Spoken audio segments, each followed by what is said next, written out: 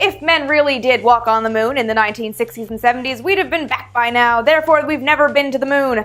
Well, no, we have been to the moon, and there's a reason why we haven't been back. Today on Vintage Space. Alright, as to why we haven't been back to the moon since Apollo 17 left in December of 1972, this is a huge answer, so I'm just going to give you guys the Coles Notes today. We can't talk about why astronauts haven't been back to the moon since the 1970s without discussing the reason we went to the moon in the first place. The decision to go to the moon ultimately boiled down to a show of strength. The Soviet Union was leading in space because it had larger rockets that were able to launch heavier payloads into orbit. Things like Sputnik 2 with the dog Laika and eventually Yuri Gagarin. This meant that the Soviet Union had better technology and had better rockets that posed a threat to the United States. And so the United States responded in kind. President Kennedy seized on space as the way to show America's technological dominance in 1961. Now, he wasn't the first person to ever think about going to the moon. People had been thinking about a lunar landing mission for years before he pledged America a moon landing by the end of the decade in 1961.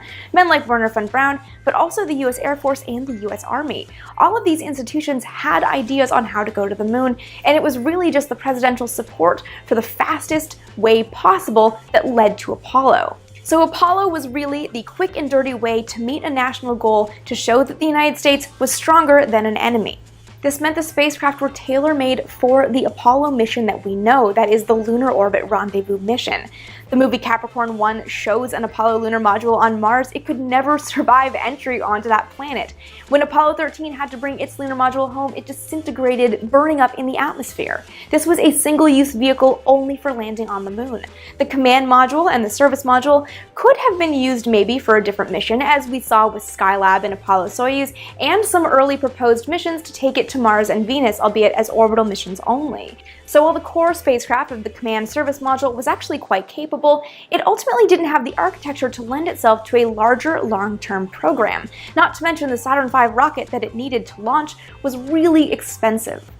Cuts to the Apollo program came in the late 1960s. The program was supposed to go through to Apollo 20, but the last 3 missions were ultimately cancelled.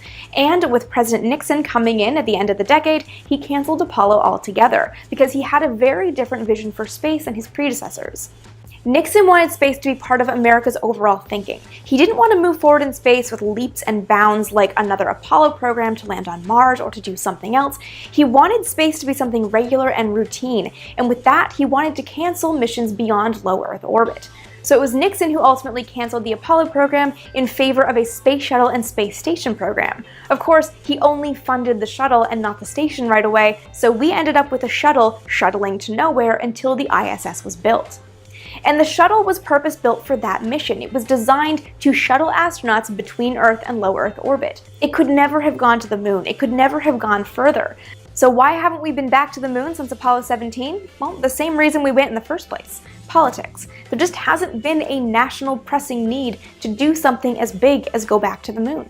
We might see it again, we might not. But ultimately, if it's going to be with a public sector and not a private company, it's going to have to take something massive on a national scale to light that fire under us again to get back to the moon. At least that's my opinion. Like I said, this is a massive question and something that I actually want to dig into on my inaugural podcast, which I promise you guys is coming. My summer has been insanely busy and I just haven't had the time. So let me know what kinds of topics you guys would like for me to take on in a podcast in the comment section below. And a special shout out to the Vlogbrothers for helping make this episode possible. Be sure to follow me on Twitter and on Instagram for daily Vintage Space content. And with new videos going up every Friday, subscribe right here so you never miss an episode.